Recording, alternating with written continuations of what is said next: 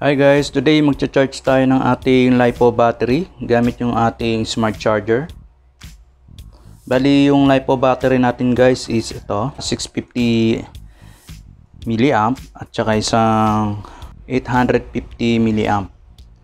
By the way guys, i-deny nyo lang tong 11.1 volts kasi nung mineasure ko siya dito sa battery checker ko, hindi siya 11.1 kundi 12. Insert nyo lang dito guys. 3S yung ating battery, so ang volt nya is nasa 12.37. Ayan ang total nya, 92%. Bali 3S battery to guys, so pag kinilik mo yung bawat cell nya, equivalent nun is 4.1.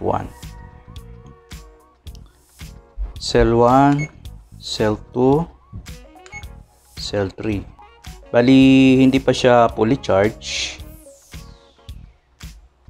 Dalhin natin. Mamaya papakita ko sa inyo kung paano natin siya i-charge dito sa ating smart charger.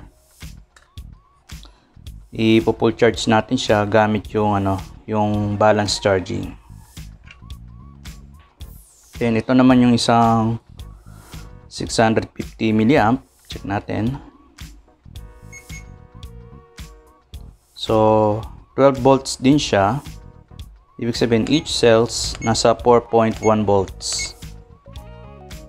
Bali kung gagamitin niyo na tong LiPo battery nyo guys, much better na wag niyo nang paabutin ng 50% na critical. Kumbaga sa each cells niya wag niyo nang papabutin ng mga nasa 3.0 kasi maaari siyang damage sa sobrang baba na nung rate niya. Kasi pagkatapos natin gamitin tong ating LiPo battery, mainit siya. Wag niyo i-charge yung LiPo battery niyo after niyo gamitin. Siguro i-cool down niyo na lang muna pag hindi na siya mainit. Tsaka natin siya i-charge. And meron din tayo ditong product na GNB na pinurchase ko sa online. Ang naman nito guys is 4S. Sa natin. Pag bumili kayo ng product na itong Gowning, meron na kayong makukuha ang stickers tsaka yung niya. Instruction manual lang pala to. Hindi siya warranty card guys. Kung paano lang gamitin yung LiPo batteries. Yung mga instruction dito kung paano mag-charge. So ngayon, magcha-charge tayo. Pakita ko muna sa inyo yung 4S na battery. Maganda ang product ng GNB. So ito yung pinurchase natin. Bali ito naman guys is 4S. Tapos 850 mAh. 80C by 160C. So ang volts niya is nasa, check natin dito sa ating yan. Bali naka lang siya, 47%. Ito yung charge natin guys. Bali 3.8. Each cells niya is 3.8. Then ang total niya is nasa 15.37 volts. Bali 46%. So ang charge na lang natin guys, in 4S to guys, mas makapal pa rito sa sa 3S.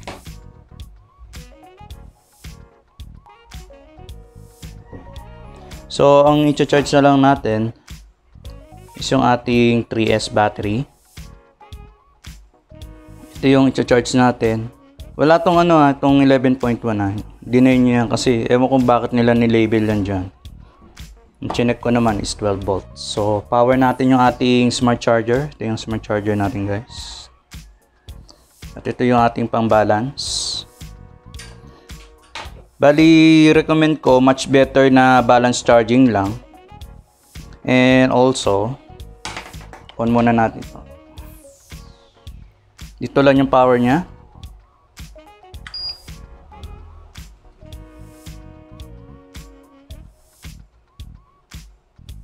Then meron tayo dito sa LiPo charging. Labas muna tayo dito guys para makita nyo pa yung ibang settings.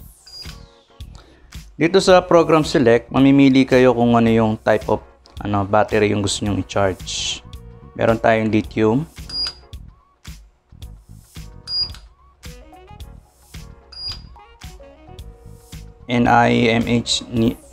NICD. Tapos meron tayong PB bat. Yung sa mga battery ng motor or sasakyan, pwede siyang gamitin tong smart charger. Pero sa ngayon, yung gagamitin natin is yung LiPo charging. So, punta lang tayo sa LiPo. Start. Explain ko lang muna sa inyo guys kung paano natin gagamitin yung LiPo natin sa charging, no? Bali dito sa milliampere natin guys, kung 850 milliampere to, dapat ang charging nito sa ampere natin dito sa smart charger is 0.8 ampere lang. Pero kung ang LiPo battery mo is umaabot siya ng 1000 or 2000 ampere. Pag 2000 ampere, 2000 milliamp, dapat 2 ampere. Pero kung ang LiPo battery mo is nasa 2200 milliamp, 2.2 ampere. Yun ang equivalent ng charging natin sa smart charger. So, start na natin. Nag-guess nyo ba guys? Bali ito, last one na lang. For example, itong battery natin na 3S, 650 milliampere. So, pag charge mo na siya dito sa ating smart charger, ang ampere niya sa charging niya dapat nasa lang to, nasa 0.6 ampere. Yun yung sa charging niya. Then type nyo 3S, tapos yung yung milliamp niya rito sa gilid. So pakita ko sa inyo ha. Bali ang charging lang na gagawin natin guys is balance charging. So, ito yung i-charge natin muna, yung ating 3S battery. Una, isasaksak muna natin to dito sa gilid, yung kanyang 4 pin. Saksak nyo yung 4 pin. Yan. Then, ito naman yung sa balance natin.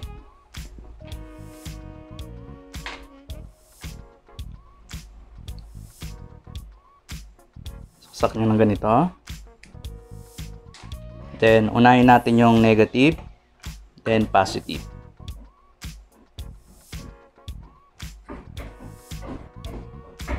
Ayan.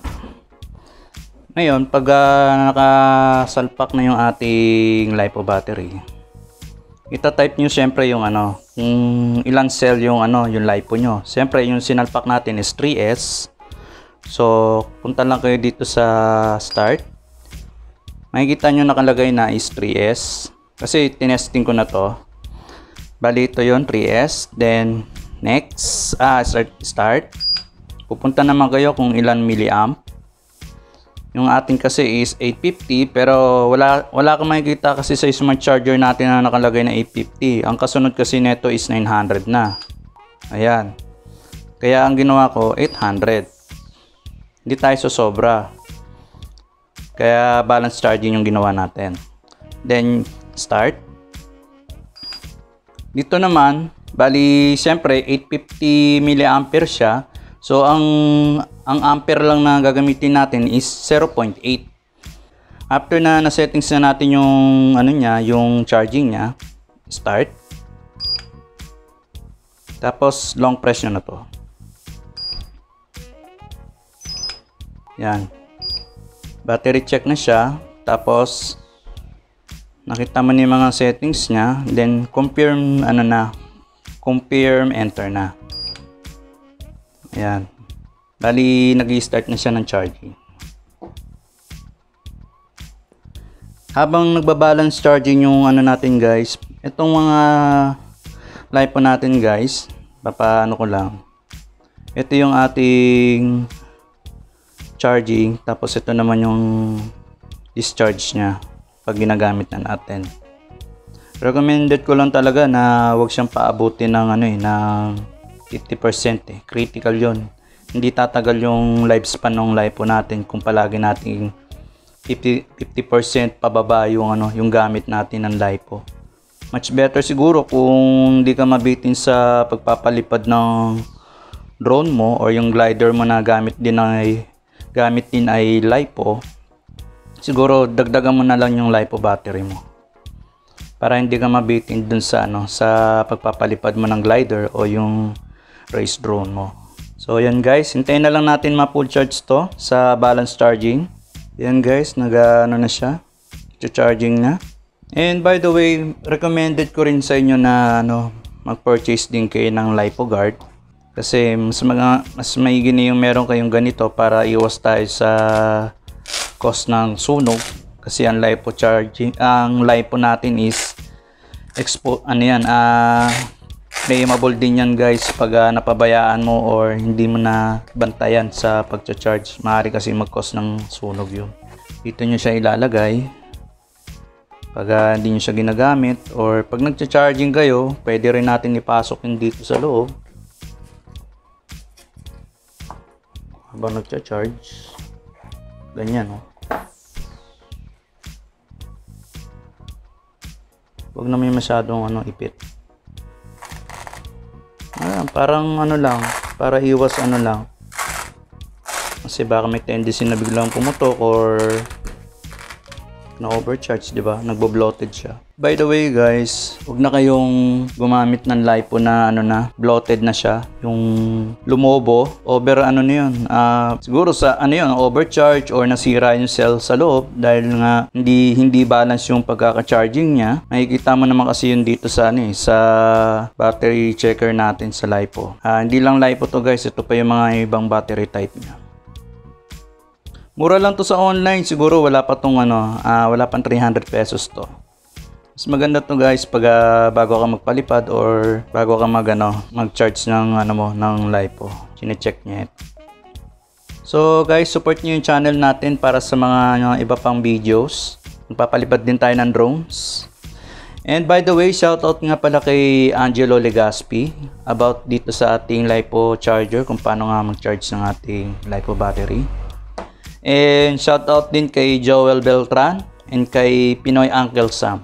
So skip na natin ng konti.